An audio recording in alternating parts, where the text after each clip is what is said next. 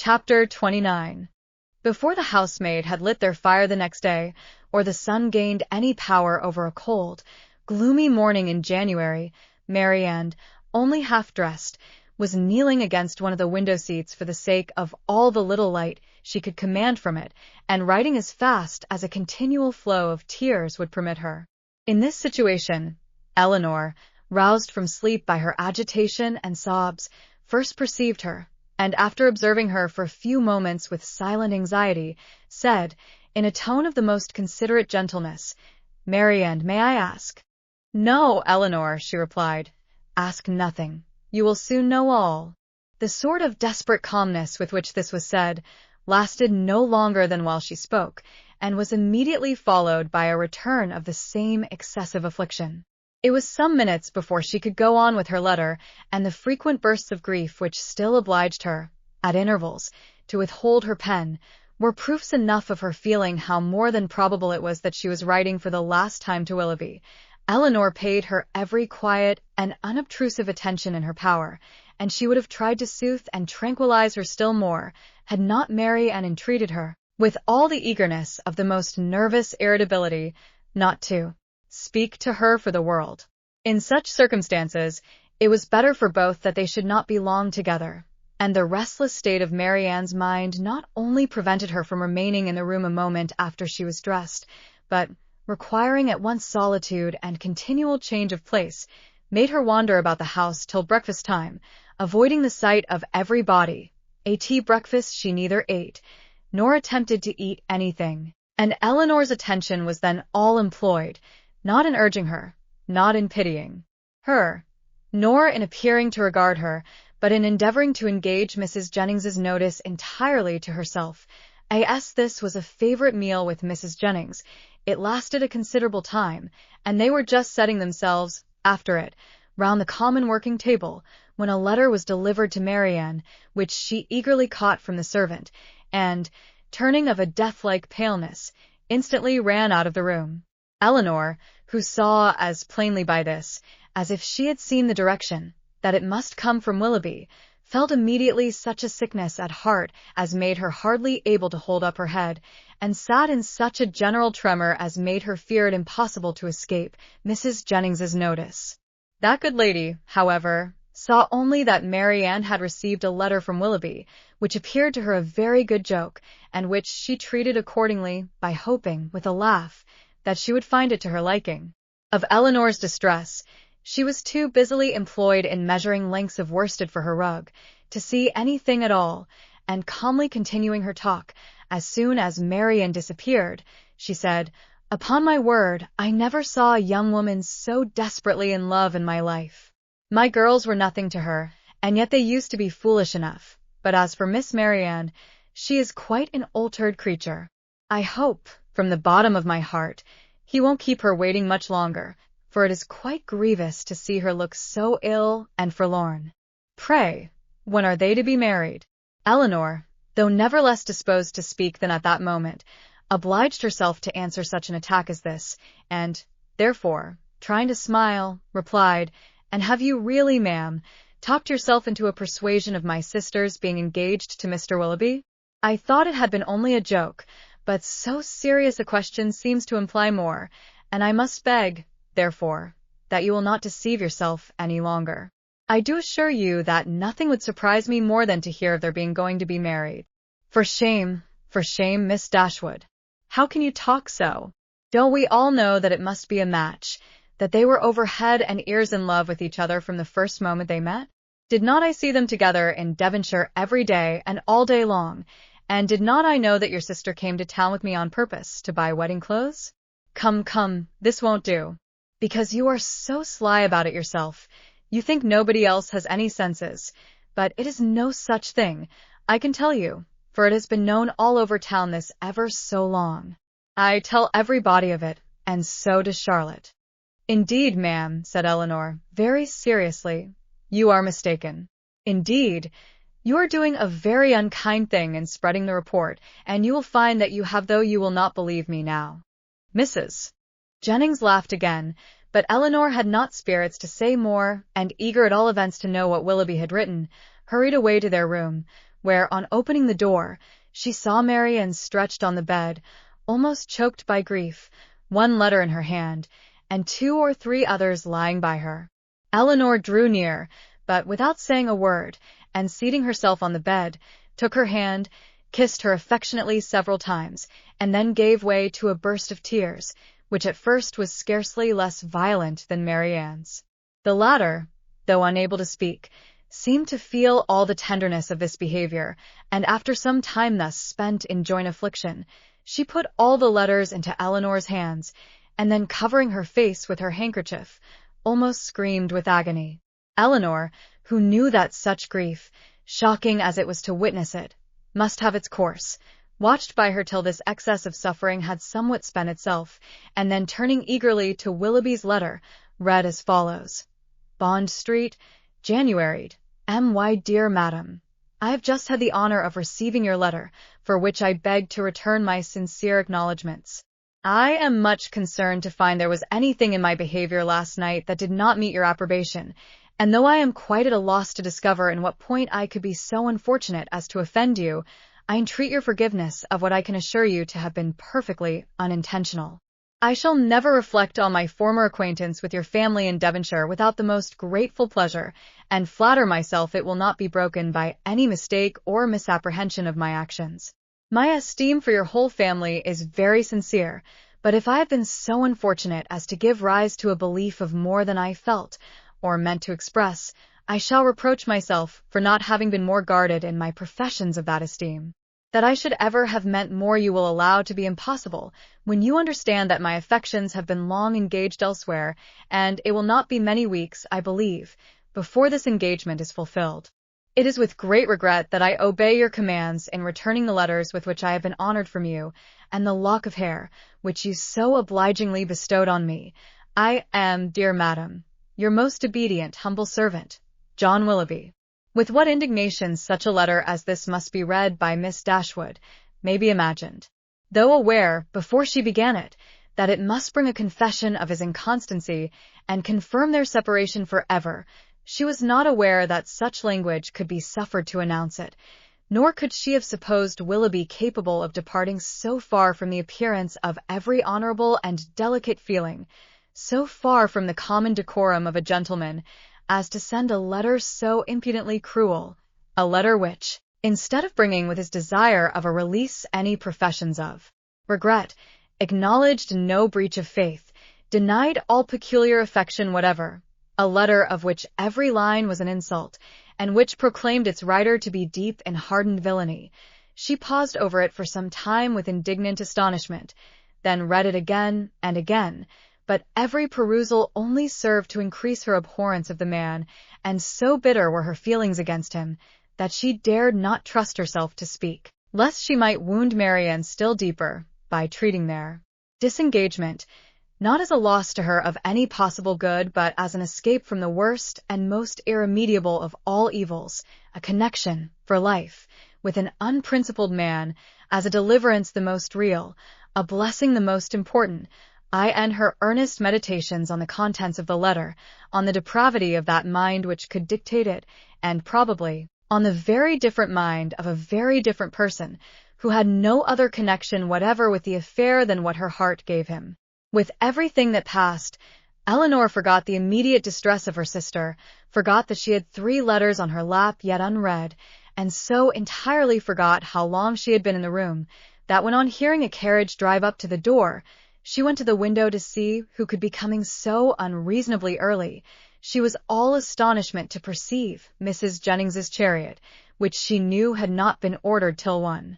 Determined not to quit Marianne, though hopeless of contributing, at present, to her ease, she hurried away to excuse herself from attending Mrs. Jennings, on account of her sister being indisposed.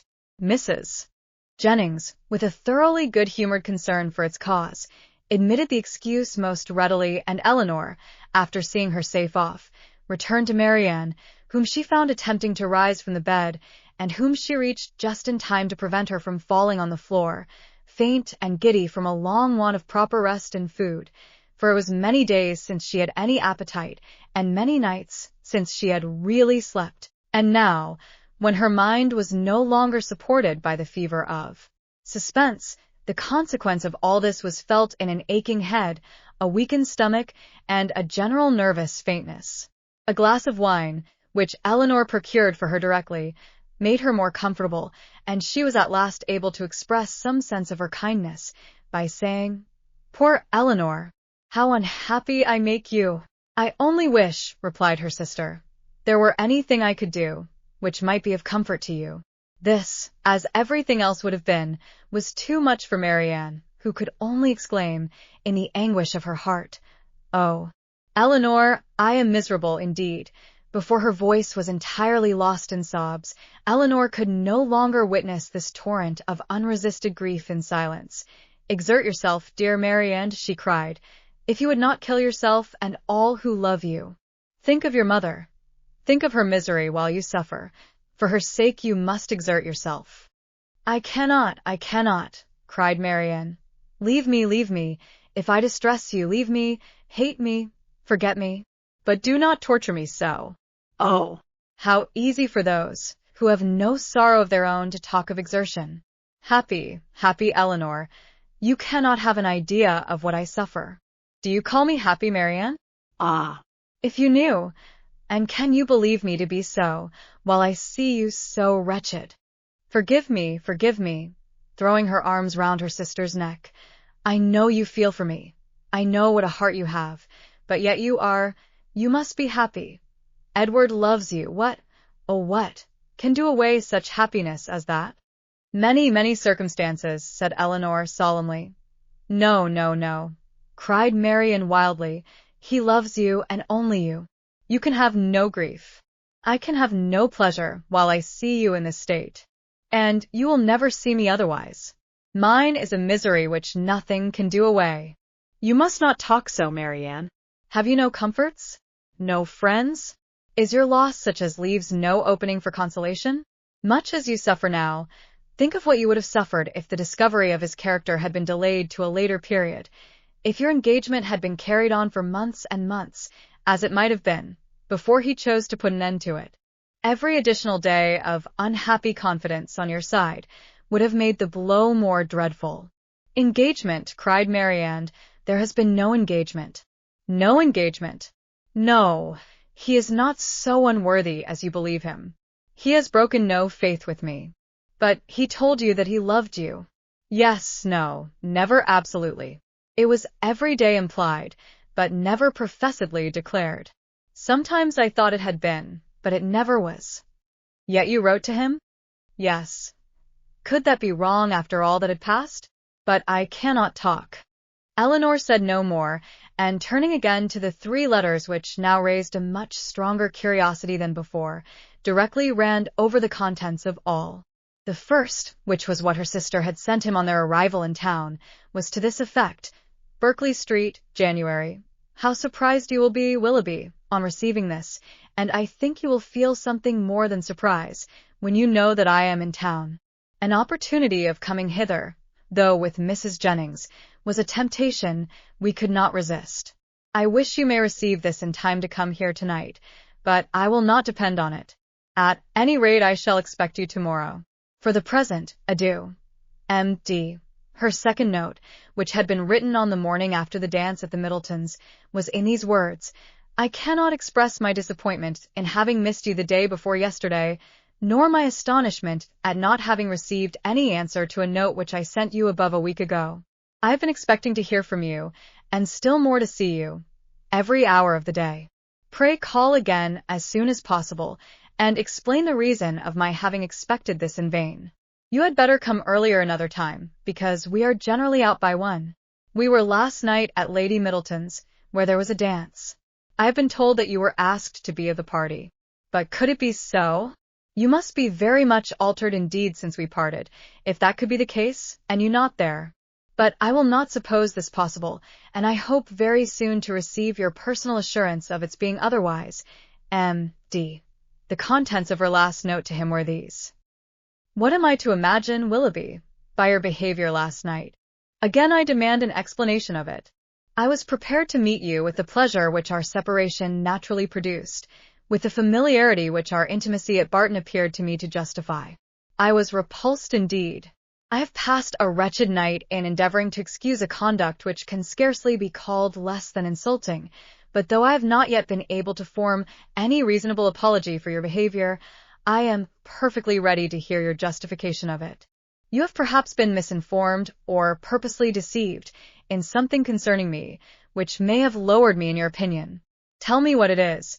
Explain the grounds on which you acted, and I shall be satisfied in being able to satisfy you. It would grieve me indeed to be obliged to think ill of you, but if I am to do it, if I am to learn that you are not what we have hitherto believed you, that your regard for us all was insincere, that your behavior to me was intended only to deceive, let it be told as soon as possible.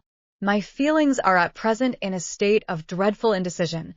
I wish to acquit you, but certainty on either side will be ease to what I now suffer. If your sentiments are no longer what they were, you will return my notes, and the lock of my hair which is in your possession.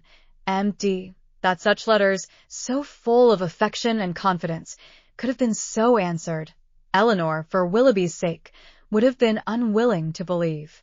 But her condemnation of him did not blind her to the impropriety of their having been written at all, and she was silently grieving over the imprudence which had hazarded such unsolicited proofs of tenderness, not warranted by anything preceding, and most severely condemned by the event, when Marianne, perceiving that she had finished the letters, observed to her that they contained nothing but what anyone would have written in the same situation.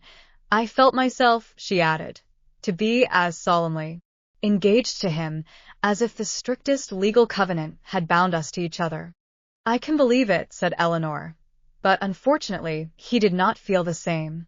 He did feel the same, Eleanor, for weeks and weeks he felt it. I know he did.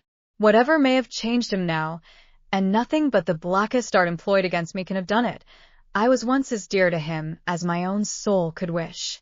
This lock of hair, which now he can so readily give up, was begged of me with the most earnest supplication. Had you seen his look, his manner, had you heard his voice at that moment? Have you forgot the last evening of our being together at Barton? The morning that we parted too, when he told me that it might be many weeks before we met again, his distress. Can I ever forget his distress? For a moment or two she could say no more, but when this emotion had passed away, she added in a firmer tone, Eleanor, I have been cruelly used, but not by Willoughby. Dearest Marianne, who but himself? By whom can he have been instigated? By all the world, rather than by his own heart. I could rather believe every creature of my acquaintance leagued together to ruin me in his opinion, than believe his nature capable of such cruelty. This woman of whom he writes, whoever she be, or anyone, in short, but your own dear self, Mamma and Edward, may have been so barbarous to belly me. Beyond you three, is there a creature in the world whom I would not rather suspect of evil than Willoughby, whose heart I know so well? Eleanor would not contend, and only replied, whoever may have been so detestably your enemy, let them be cheated of their malignant triumph, my dear sister, by seeing how nobly the consciousness of your own innocence and good intentions supports your spirits. It is a reasonable and laudable pride which resists such malevolence. No, no, cried Marianne, misery such as mine has no pride. I care not who knows that I am wretched. The triumph of seeing me so may be open to all the world. Eleanor, Eleanor, they who suffer little may be proud and independent as they like, may resist insult, or return mortification, but I cannot. I must feel, I must be wretched, and they are welcome to enjoy the consciousness of it that can. But for my mother's sake and mine, I would do more than for my own. But to appear happy when I am so miserable, oh, who can require it? Again they were both silent. Eleanor was employed in walking thoughtfully from the fire to the window, from the window to the fire, without knowing that she received warmth from one, or discerning objects through the other, and Marianne, seated at the foot of the bed, with her head leaning against one of its posts, again took up Willoughby's letter, and, after shuddering over every sentence, exclaimed, It is too much. Oh, Willoughby, Willoughby, could this be yours? Cruel, cruel. Nothing can acquit you. Eleanor, nothing can. Whatever he might have heard against me, ought he not to have suspended his belief? Ought he not to have told me of it, to have given me the power of clearing myself? The lock of hair, repeating it from the letter, which you so obligingly bestowed on me, that is unpardonable. Willoughby, where was your heart when you wrote those words? Oh, barbarously insolent. Eleanor, can he be justified? No, Marianne, in no possible way. And yet this woman, who knows what her art may have been, how long it may have been premeditated, and how deeply contrived by her, who is she? Who can she be? Whom did I ever hear him talk of as young and attractive among his female acquaintance? Oh, no one. He talked to me only of myself. Another pause ensued. Marianne was greatly agitated, and it ended thus. Eleanor, I must go home. I must go and comfort Mamma. Cannot we be gone tomorrow? Tomorrow, Marianne? Yes, why should I stay here? I came only for Willoughby's sake, and now who cares for me? Who regards me? It would be impossible to go tomorrow. We owe Mrs. Jennings much more than civility, and civility of the commonest kind must prevent such a hasty removal as that. Well then, another day or two, perhaps, but I cannot stay here long. I cannot stay to endure the questions and remarks of all these people. The Middletons and Palmers. How am I to bear their pity?